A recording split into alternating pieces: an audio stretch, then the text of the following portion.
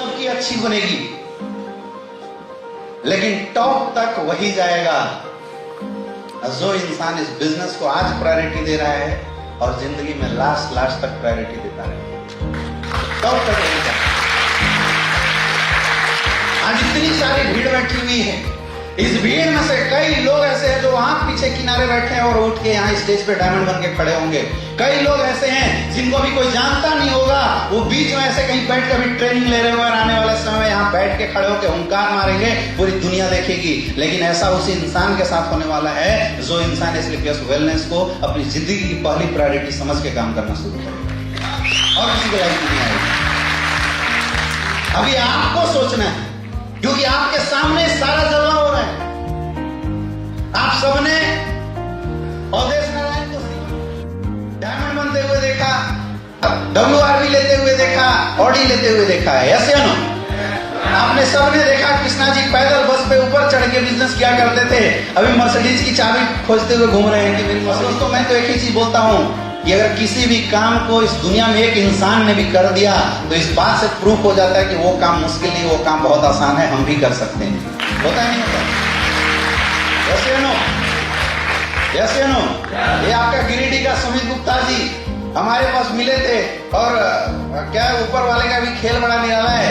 इनको जो लेके आया था, मतलब जो इनका अपलाइन है, वो आज पता नहीं किस गुमनामी में खोया हुआ है। ये पहली बार आए थे तो नवनीता कोर पब्लिक स्कूल में हमारा सेमिनार था उस समय, ये मेरे से मिले, इनको मैंने सब कुछ बताया। तो समझने के बाद ये कभी आगे देखे कभी पीछे देखे, बोला सर कुछ हो भी जाएगा या ऐसी होगा कुछ, है ना? आज सुमित गुप्ता जी मुझे लगता है गिरिडीह में धमाल मचा के रखी हुई है। जब भी देखता हूँ कभी स्टाइल से बोनट पर बैठ के फोटो खिंचवाते हैं, कभी कार के अंदर घुस के फोटो खिंचवाते हैं।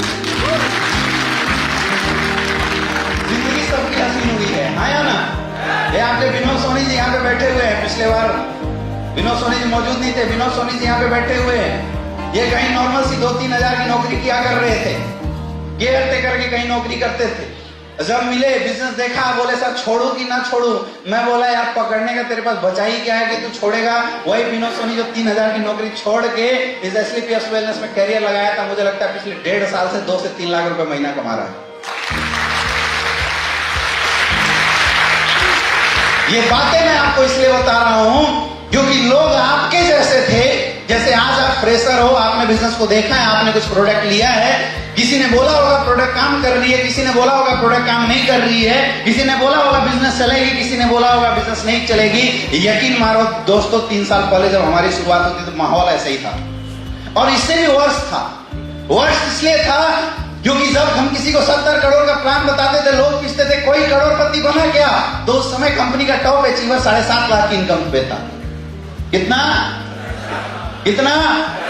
और अभी तो मुझे लगता है कि 7.5 लाख से ज्यादा की कार लेके घूमने वाले यहाँ 100-150 लोग बैठे होंगे। माहौल तब भी बहुत ज्यादा वर्ष था, बहुत सारे लोग आए, बहुत सारे लोगों ने शुरुआत की, कुछ लोगों ने अपनी जिंदगी की प्रायोरिटी बना दी एसएलपीएस वेलनेस को, और कुछ लोगों ने केवल पार्ट टाइम पास करने के लिए इस बिजनेस में आए थे। जो टाइम पास करने के लिए आए थे, टाइम के अनुसार वो भी पास हो गए, और जो प्रायोरिटी देके इस बिजनेस में कैरियर बनाने के लिए आए थे, टाइम के अनुसार उनकी कैरियर बन गई, फ्रंट लाइन में लाके बैठे हुए लोग। तो सबसे पहली चीज, सफलता चाहिए तो आपको अपनी जिंदगी की प्रायोरिटी सेट करनी पड़ेगी। एसएलपीएस वेलनेस को अपनी लाइफ की पहली प्रायोरिटी देनी पड़ेगी कि जिंदगी में कुछ करो या ना करो, लेकिन एसएलपीएस में काम डेली होना चाहिए। खाना खाओ या ना खाओ, लेकिन अपना काम जरूर होना चाहिए। ये बात शुरुआत से लेकर लास्ट तक जितने लोगों ने किया, उनकी 2-3 साल में जिंदगी हो गई। डिसाइड आपको करना पड़ेगा, कोई शॉर्टकट नहीं है, कोई ऑप्शन नहीं है मेरे दोस्त। प्रायोरिटी जिसने सेट करी, जिंदगी में उसके बदलाव यहां से आने शुरू हो जाएंगे।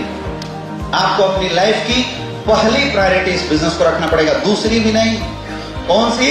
पहली प्रायोरिटी अपने आप को रखना पड़ेगा। पहली प्रायोरिटी लेने के बाद आपके लाइफ में जिंदगी में बदलाव ये इंडस्ट्री आपको देने वाली है। कर सकते हो? कर सकते हो? कर सकते हो? पागलपन और जुनून लाना पड़ता है बिजनेस में, अंदर से जुनून लाना पड़ता है, जुनूनी बनना पड़ता है।